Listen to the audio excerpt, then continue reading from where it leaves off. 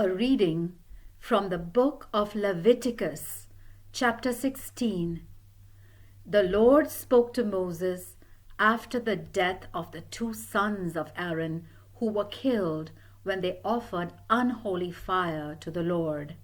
He said, "Tell your brother Aaron that only at the proper time is he to go behind the curtain into the most holy place, because that is where I appear in a cloud above the lid on the covenant box. If he disobeys, he will be killed.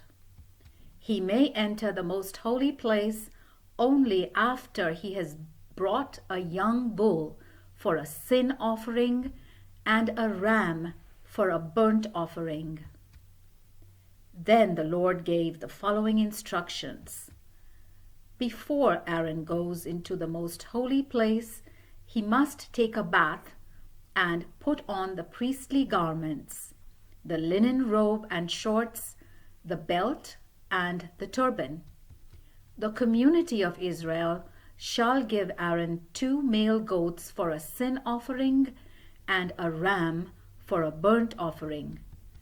He shall offer a bull as a sacrifice to take away his own sins and those of his family. Then he shall take the 2 goats to the entrance of the tent of the Lord's presence. There he shall draw lots using 2 stones, one marked for the Lord and the other for Azazel. Aaron shall sacrifice the goat chosen by lot for the Lord and offer it as a sin offering. The goat chosen for Azazel shall be presented alive to the Lord and sent off into the desert to Azazel in order to take away the sins of the people. When Aaron sacrifices the bull as the sin offering for himself and his family, he shall take a fire pan full of burning coals from the altar and 2 handfuls of fine incense and bring them into the most holy place. There, in the Lord's presence, he shall put the incense on the fire, and the smoke of the incense will hide the lid of the covenant box so that he will not see it and die. He shall take some of the bull's blood and with his finger sprinkle it on the front of the lid, and then sprinkle some of it 7 times in front of the covenant box. After that, he shall kill the goat for the sin offering for the people, bring its blood into the most holy place, and sprinkle it on the lid, and then in front of the covenant box, as he did with the bull's blood. In this way, he will perform the ritual to purify the most holy place from the uncleanness of the people of Israel and from all their sins. He must do this to the tent because it stands in the middle of the camp, which is ritually unclean. From the time Aaron enters the most holy place to perform the ritual of purification until he comes out, there must be no one in the tent. When he has performed the ritual for himself, his family, and the whole community, he must then go out to the altar for burnt offerings and purify it. He must take some of the bull's blood and some of the goat's blood and put it all over the projections at the corners of the altar. With his finger, he must sprinkle some of the blood on the altar 7 times. In this way, he is to purify it from the sins of the people of Israel and make it holy. When Aaron has finished performing the ritual to purify the most holy place, the rest of the tent of the Lord's presence and the altar, he shall present to the Lord the live goat chosen for Azazel. He shall put both of his hands on the goat's head and confess over it all the evils, sins, and rebellions of the people of Israel, and so transfer them to the goat's head. Then the goat is to be driven off into the desert by someone appointed to do it. The goat will carry all their sins away with him into some uninhabited land.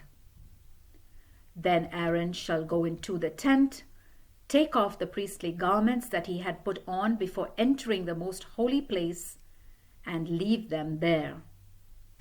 He must take a bath in a holy place and put on his own clothes. After that, he shall go out and offer the burnt offering to remove his own sins and those of the people. He shall burn on the altar the fat of the animal for the sin offering. The man who drove the goat into the desert to Azazel must wash his clothes and take a bath before he comes back into the camp. The bull and the goat used for the sin offering, whose blood was brought into the most holy place to take away sin, shall be carried outside the camp and burned. Skin, meat, and intestines shall all be burned. The one who burns them must wash his clothes and take a bath before he returns to camp. The following regulations are to be observed for all time to come. On the 10th day of the 7th month, the Israelites and the foreigners living among them must fast and must not do any work. On that day, the ritual is to be performed to purify them from all their sins, so that they will be ritually clean. That day is to be a very holy day, one on which they fast and do no work at all. These regulations are to be observed for all time to come. The high priest, properly ordained and consecrated to succeed his father, is to perform the ritual of purification. He shall put on the priestly garments and perform the ritual to purify the most holy place, the rest of the tent of the Lord's presence, the altar, the priests, and all the people of the community. These regulations are to be observed for all time to come. This ritual must be performed once a year to purify the people of Israel from all their sins. So Moses did as the Lord had commanded. The word of the Lord. A reading from the book of Leviticus, chapter 17. The Lord commanded Moses to give Aaron and his sons and all the people of Israel the following regulations. Any Israelites who kill a cow or a sheep or a goat as an offering to the Lord anywhere except at the entrance of the tent of the Lord's presence have broken the law. They have shed blood and shall no longer be considered God's people. The meaning of this command is that the people of Israel shall now bring to the Lord the animals which they used to kill in the open country. They shall now bring them to the priest at the entrance of the tent and kill them as fellowship offerings. The priest shall throw the blood against the sides of the altar at the entrance of the tent and burn the fat to produce an odor that is pleasing to the Lord. The people of Israel must no longer be unfaithful to the Lord by killing their animals in the fields as sacrifices to the goat demons. The people of Israel must keep this regulation for all time to come.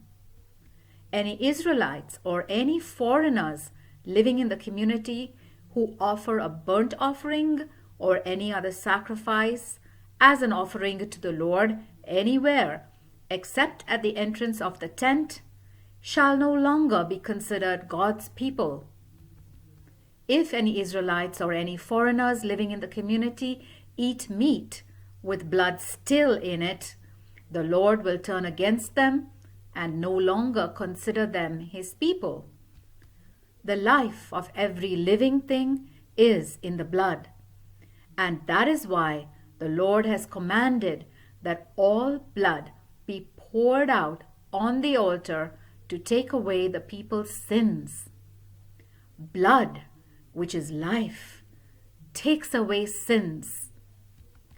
That is why the Lord has told the people of Israel that neither they nor any foreigner living among them shall eat any meat with blood still in it. If any Israelites or any foreigners living in the community catch an animal or a bird which is ritually clean, they must pour its blood out on the ground and cover it with dirt.